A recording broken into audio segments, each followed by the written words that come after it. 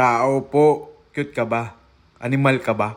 So for today's video, mga kabukalbo, magpaksiw pala akong isda, mag-cooking show na punta at na-miss ko itong mga ganito mga kabukalbo na mag-cooking show. Anyway, ngayon lang ako nagka-budget mga kabukalbo. So ito yung ingredients natin sa paksiw o 5 pirasong lady's finger. O, alam nyo na ang English ng okra ha. Tsaka itong isda na 350 to mga kabo-albo. Yan kadami, 350 na yan.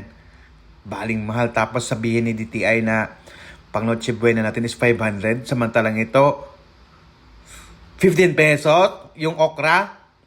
Okra pa lang yan, 15 pesos. Tapos 5 piraso. Diba? Magagalit ka talaga, diba? So itong isda na to, hasa-hasa ang tawag ito. Ipiprito ko yan. Ang ba yan? Naglalagang utak ko. Ipiprito ko yan. Tapos ito, ipapaksi ko. Ayan na. Mekos-mekos lang natin to mga kabukalbo. Masarap to mga kabukalbo na isda. Kasi hindi to matinik na isda eh. Tapos, yung mga hindi kumakain ng okra, good luck. So, ayan na.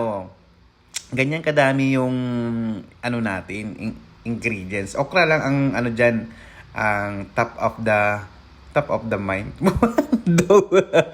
Basta okra lang yung nagdadala dyan mga kabukalbo. Masarap yung okra. Siyempre may luya yan, bawang, tsaka sibuyas, and paminta. Siyempre para the best.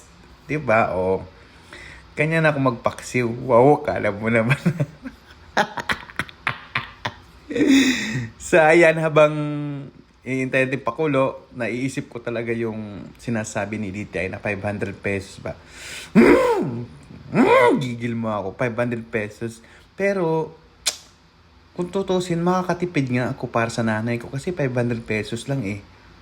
Pero kawawa naman si nanay ko. So ayan na, kumukulo na yung paksiw natin mga kabukalbo. Wow, sarap na ito mga kabukalbo. Tapos may pa yan, dahon ng laurel. Tapos ito, ipiprito ko yan mamaya. Pero di ko na i-video sa inyo mga kabukalbo kasi alam ko naman, di nyo naman ito panoorin to. Diba? Kanya naman kayo lagi eh. Lagi yun lang akong iniiwan sa ere. Ano daw? Be. So, ayan diba? Ang sarap nito mga kabukalbo. Kaya, lalantakan na natin yan. Titikman ko muna pala mga kabukalbo. Wait lang ha, titikman ko lang. Ang haba naman pala ng video na to. Akala ko na may patapos na to. Wait lang mga kabukalbo. Ito na. Kain na tayo. Ayan, nakita mo yan. Bye.